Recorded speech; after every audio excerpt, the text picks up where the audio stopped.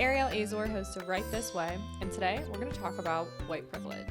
So I've seen so much stuff still all over social media and online, all of that, even still in the news, obviously with Black Lives Matter, and just with not Black Lives Matter specifically, but even just random white people that have no association to Black Lives Matter or anything like that, just these random white liberals and people of all colors, but mainly white liberals going around and saying, I'm so sorry for my white privilege, and not just regular white liberals too, like celebrities, which, we talk about this all the time. They're kind of psycho, but they are taking to social media to apologize for their white privilege because they think that, whatever they're attempting to do for the Black Lives Matter cause and to aid Black Americans is not enough.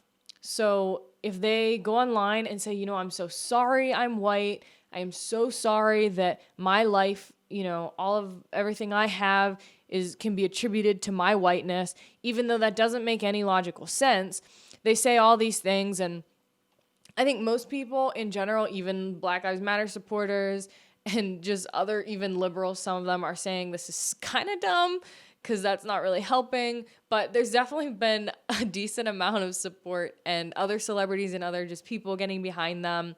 We saw there's a video of two white ladies singing on the 4th of July, and they've changed the words and they've said all of this stuff. So we're going to have a quick listen to that. I'll play the video if you're watching, but if you're listening, you'll be able to hear it as well. I'm ashamed to be an American where not all folks are free. And I won't forget the enslaved who died and built this place for free. So I proudly lift up all the folks who are still oppressed today. 'Cause there ain't no doubt this ain't our land. Trump, the USA. So I think this is a fantastic example of what I'm talking about with these white people going around saying, I'm sorry for being white. And what it is what's similar here is them trying to be super woke. The wokeness can only spread so far before it's absolute insanity. I get what you're trying to do. I don't agree with it, at all. But at this point, honestly, it's so stupid. Why would you say this isn't our land? I mean, I understand why you'd say that, but if you continue to live here, I'm sure these women own land or live somewhere, right? I mean, I don't think they live in their cars. So these women must live on land that they believe is not theirs. They don't own it. So if you believe you don't own this land, but you're living on it anyway, just like all the other Americans, aren't you just as bad as everyone else? Yeah. You getting on and saying, we're not proud to be Americans and saying F America, F Trump. I don't care if you like the president or not. You're totally entitled to your political opinions. But you do not, on the 4th of July, say, F this country. We hate this place. We're not proud to be here. We're not proud to be Americans. If you're not proud to be here, why are you here? Right? And this is the insanity of it all, is these women in any other country would not be free enough to say that. The very fact that you have the freedom to speak out against your government and your country in any way you choose, the freedom legally, people are still going to say what the heck is wrong with you, but you have the freedom legally to do that. That's the very thing that allows you to have this freedom, and you're complaining about it. You're saying this is a terrible country. If it's such a terrible country, truly, why are you here? Go to a country that isn't so terrible. And you know why they don't leave? Because America is great. Because other countries do not even come remotely close to the freedoms and the opportunities that we have in America, the land of the free, home of the brave. And if you don't want to respect that, that's for you. If you're stepping on the flags, again, you have the legal right to do this. Where other people are still going to think you're an idiot and disrespectful and all of those things, but you have the right to do this. But when it starts to extend to this unbelievable level of severe wokeness, I mean, it's ridiculous because you're just competing at that point. You're just competing with other stupid white people who think that they have to apologize for their own skin color, right? How silly is that you think, and I'm not saying Black Lives Matter is behind this. I really don't think for the most part that many are. I think this is like a thing created literally by white liberals. How silly is it that you apologize for your skin color and say at the exact same time, no one should ever apologize for the color of their skin. We shouldn't treat them differently for the color of their skin. But look at these black people, right? That's how they say it. Look at these black people. We don't want to see them by the color of their skin any longer. Look at those black people. It's like, that's not how you stop seeing people by the color of their skin, by continuing to see them by the color of their skin and separate them. And it's so silly because they say all Trump supporters are racist. And I've seen this thing going around Instagram. Not all Trump supporters are racist, but they've all decided racism isn't a deal breaker. I memorized that because I have friends who I've been friends with for the last 10, 12, 13 years. And literally, like, they're posting this stuff and I just see it nonstop. And I'm not going to unfollow them because I don't care what your political opinions are. I might think a little differently of you, but I don't care what your opinions are. It doesn't make me not want to be your friend.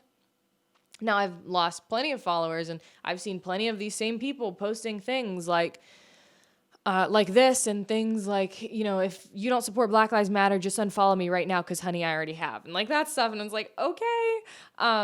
I get it. I'm pretty sure you didn't actually notice that I didn't post a black screen on my Instagram the other day, but, you know, whatever.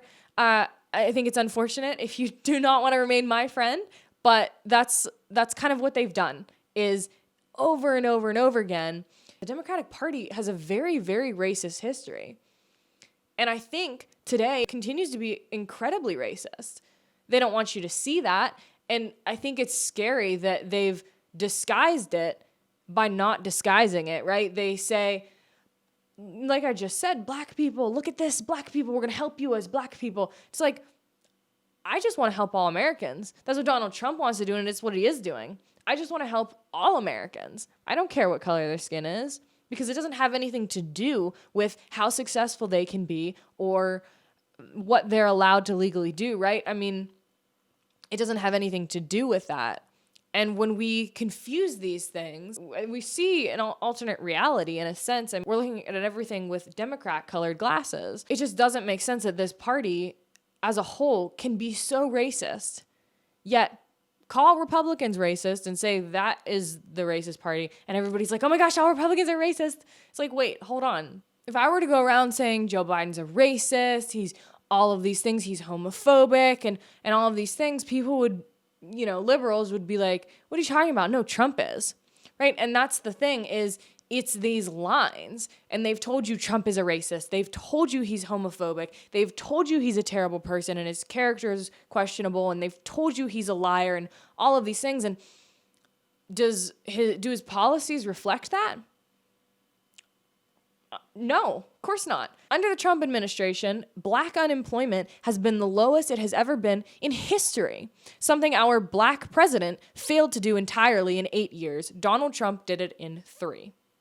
If Americans continue to walk around saying, I am this because my skin color is this, and you are this because your skin color is this, racism will never go away. I think probably racism will never go away completely ever, but I do find it very interesting that, you know, a couple years ago, Colin Kaepernick wanted to celebrate the 4th of July. He had a tweet that said, happy 4th of July. Hope everybody's, you know, whatever, celebrating type of thing. And then we've had several other celebrities that now are very outspoken against the 4th of July and things like that, who were out just last year and the years before, celebrating, doing fireworks, all this stuff. And because they all posted on their social media, because they all live on social media. And it's very much the same with regular people. It's not just celebrities. Celebrities are easy to catch in it. But again, you know, I have friends, people that I know that I've gone to school with that 3 years ago, when Obama was president, loved the 4th of July and were proud to be an American.